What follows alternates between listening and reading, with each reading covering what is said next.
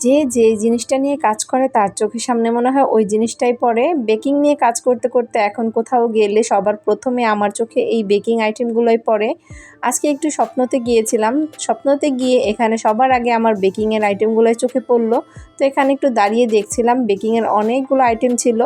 Hello everyone, আসসালামু আলাইকুম। কেমন আছেন সবাই? আশা করি সবাই অনেক ভালো আছেন। আলহামদুলিল্লাহ আমিও অনেক ভালো আছি।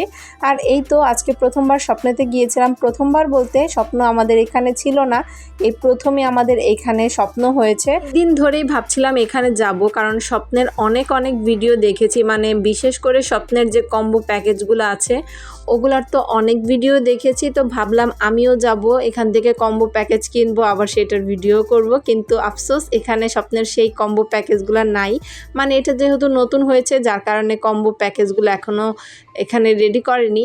তো যাই হোক, কিভাবে কি সাজিয়েছে না সাজিয়েছে সব কিছুই কিন্তু দেখার জন্য আজকে একটু এসেছিলাম, ঘুরে ঘুরে সব কিছুই দেখছিলাম আর ভাবছিলাম যে এখান থেকে কি কি নেওয়া যায়। তো আমার চোখ শুধু পড়ে এই যে একটা কিনলে একটা ফ্রি, দুইটা কিনলে একটা free, buy one get one, এগুলাই কিন্তু আমার চোখে পড়ে। তো এগুলাই শুধু আমি দেখি।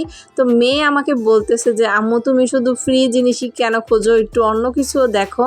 কিন্তু আমার চোখ তো এখানে গিয়ে আটকে পড়লো, মানে কি আছে ফ্রিতে বা কয়টা কিনলে কয়টা ফ্রি, মানে মেয়েরা যেহেতু একটু বেশি হিসাবই হয়, তো যার কারণে একটু দেখতেছিলাম যে কোনটা কিনলে একটু সাশ্রয়ী হবে।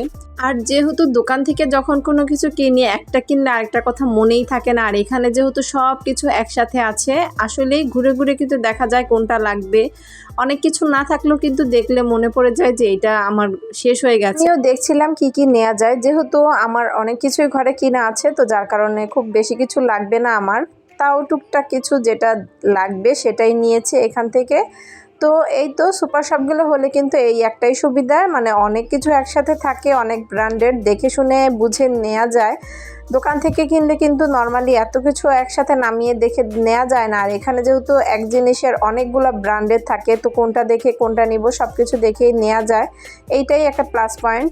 তো যাই হোক, কিছু কেনাকাটা করেছি, আর কেনাকাটা করে এখন বের হয়ে গেছি স্বপ্ন থেকে। আর এই তো এখন কিন্তু যাব, এই সামনেই একটা ফুচকাওয়ালা মামার দোকান আছে, তো ওই মামার দোকানে ফুচকা খেতে।